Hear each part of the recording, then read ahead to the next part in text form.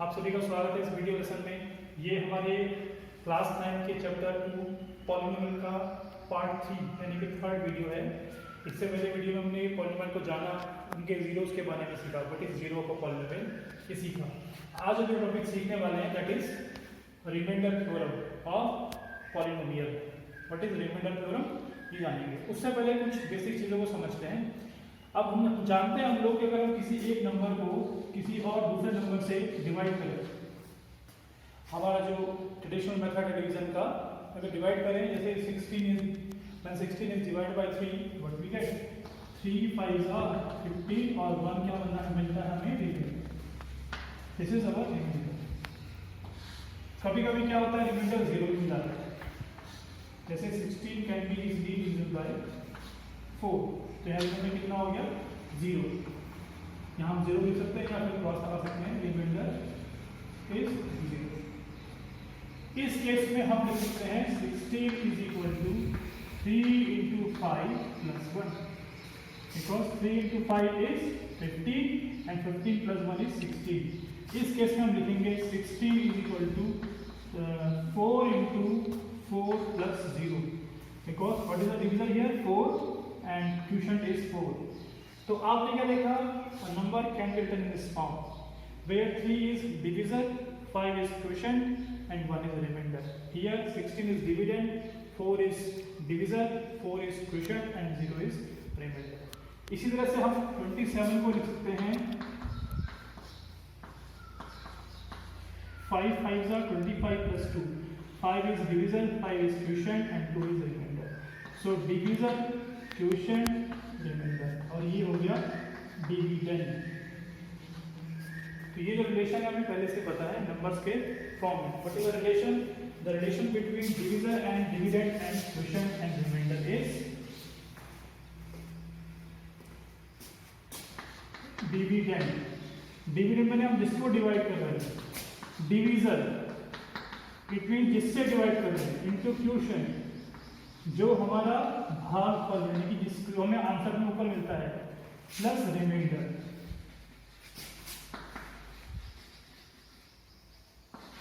ये जो रिलेशन है ये नंबर्स के लिए हमें पहले से मालूम है, करते आए सीखते आए इस तरह से। अब हम बात कर रहे हैं पॉलिनोमियल की। तो suppose there is a polynomial px, gx and rx where degree of px is more than degree of gx।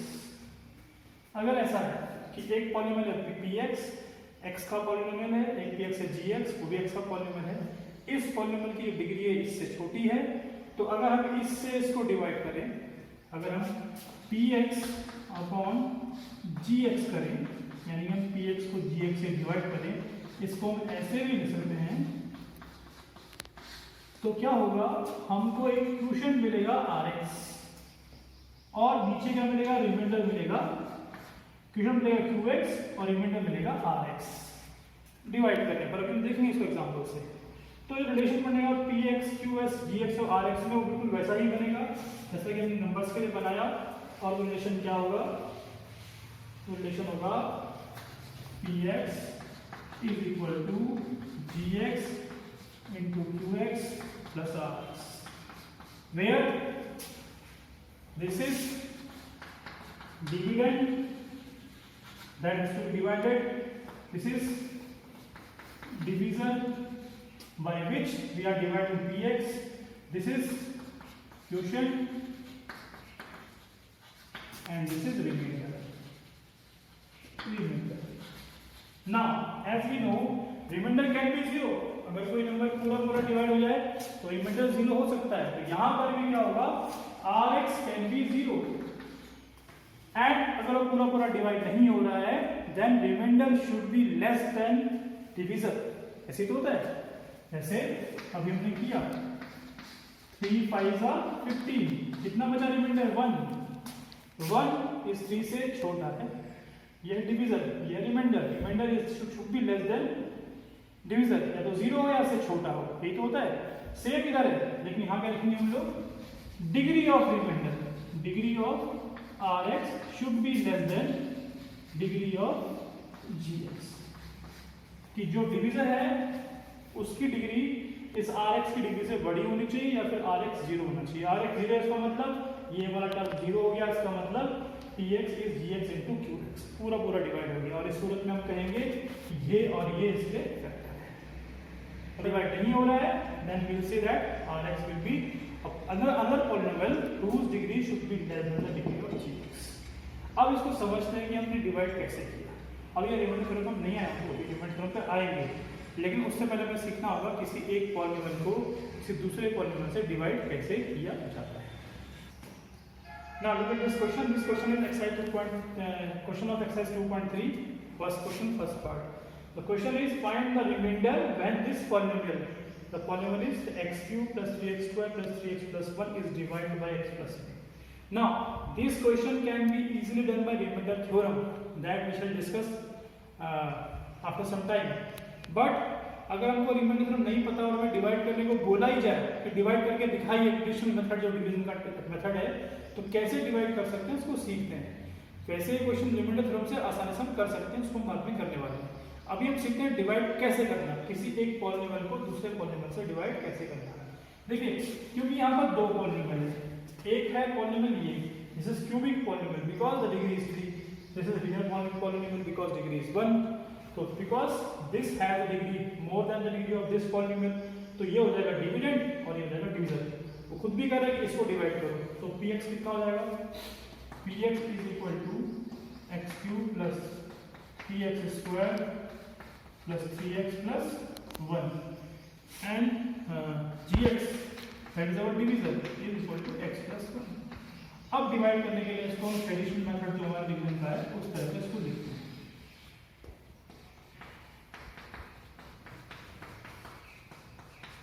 x plus 1 x cube plus 3x square plus 3x plus 1 और डिवाइड करना है x plus 1। अब divide करने का मतलब क्या है? Divide करने का मतलब यह है कि हमको 1 by 1 इसके सब टर्म को कैंसिल करना है, जीरो बनाना है।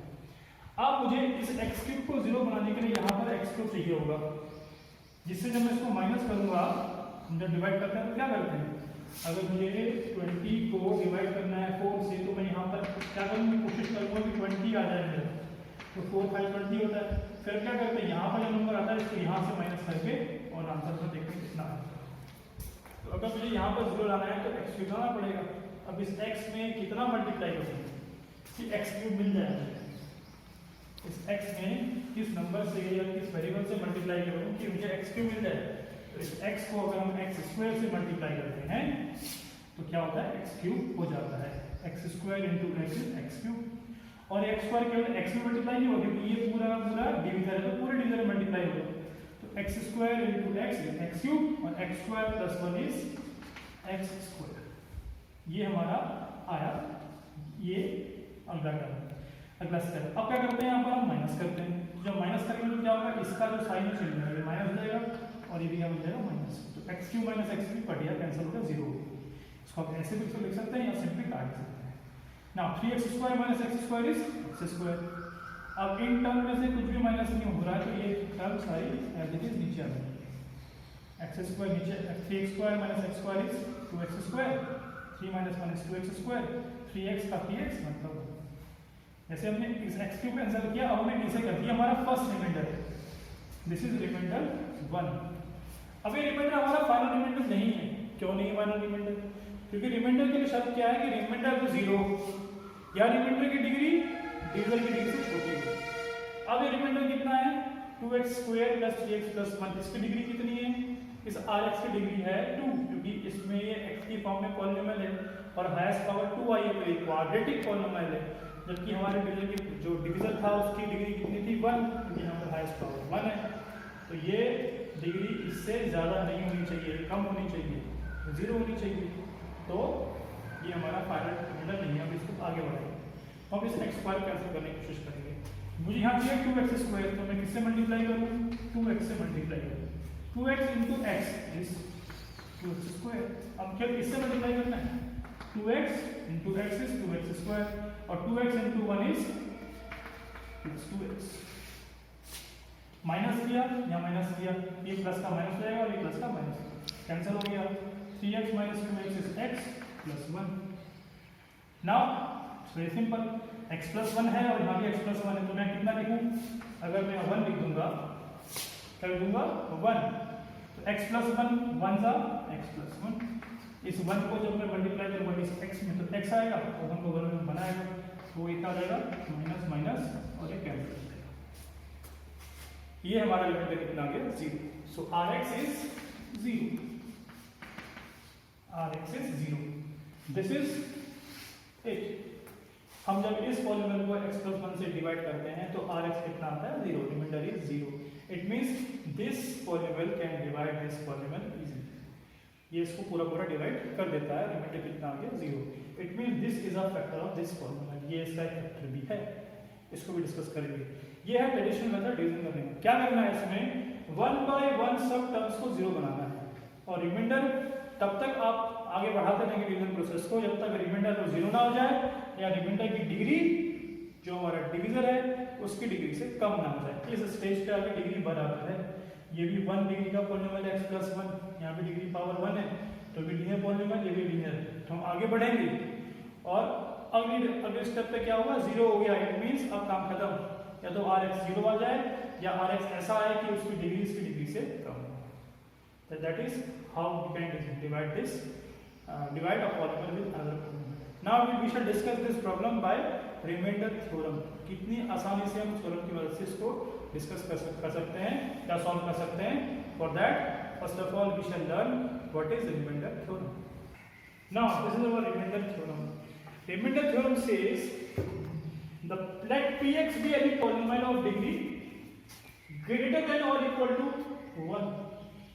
यानी कि जो Px है उसकी डिग्री कम से कम या तो 1 से ज्यादा हो, यानी कम से कम लीनियर पॉलीनोमियल हो या फिर उससे बड़ा कोई क्यूबिक हो या फिर क्वाड्रेटिक पॉलीनोमियल.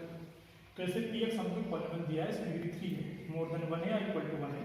1 भी हो सकती है, इक्वल टू 1 भी हो सकती है. अगर Px को पॉलीनोमियल है और a भी एनी रियल नंबर, a को रियल नंबर है. If Px is divided by linear polynomial x minus a, हमने a को रियल नंबर ले लिया और उससे हमने बनाया एक linear polynomial x minus a. इस x minus a से इस Px को डिवाइड किया, इस x minus a से इस Px को डिवाइड किया तो रिमाइंडर क्या होगा? Remainder will be the Pa. Pa means जहां पर x है पॉलीनोमियल Px में वहां हम क्या रख देंगे? a रख देंगे. दिस इज रिमाइंडर थ्योरम कि अगर हमको कोई पॉलीनोमियल Px पता हो, कोई रियल नंबर पता हो, x minus a उससे पॉलीनोमियल बन जाएगा और उस x minus a से हम जब उस Px को डिवाइड करेंगे तो रिमाइंडर कितना हो जाएगा? Pa. ये है पॉलीनोमियल थ्योरम. अब इसको समझते हैं एग्जांपल से. सेम क्वेश्चन ने भी पहले किया था लॉन्ग डिवीजन मेथड से. अब इसी क्वेश्चन को हम करते हैं किससे सॉल्व? रिमाइंडर थ्योरम से. Px ये रहा, डिग्री 3 पॉलीनोमियल है, ये 3 डिग्री का पॉलीनोमियल है और एक हमें पता करना है कि अगर इसको हम लीनियर पॉलीनोमियल x plus 1 से डिवाइड करें, किससे करें डिवाइड? x plus 1 से, तो रिमाइंडर क्या होगा? This x plus 1 can be written as x minus minus 1. देखिए x minus minus 1. अब इस x minus minus 1 की तुलना आप इस x minus a से कीजिए, x minus a से कीजिए तो आप क्या पाएंगे? a is equal to -1. अगर आप कंपेयर करिए, हमने क्या कहा कि किसी पॉलीनोमियल को अगर x minus a से डिवाइड करते हैं तो रिमाइंडर कितना होता है? Pa होता है. ये तो रिमाइंडर थ्योरम है. तो x minus a से तुलना कीजिए इसकी, तो ये बन जाएगा x minus -1. तो यहाँ पर a है, वहाँ क्या आया? -1. x minus और a के लिए कितना आया? -1. तो रिमाइंडर निकालने के लिए हम क्या निकालेंगे? p -1. बिकॉज रिमाइंडर Pa होता है तो हम p -1 निकालेंगे. p -1 का मतलब क्या निकालेंगे? जहां जहां पर x है वहां पर हम क्या रखेंगे? -1. That's it. तो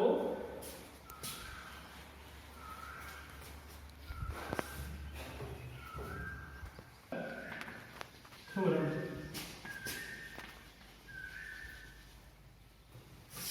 रिमाइंडर इज इक्वल टू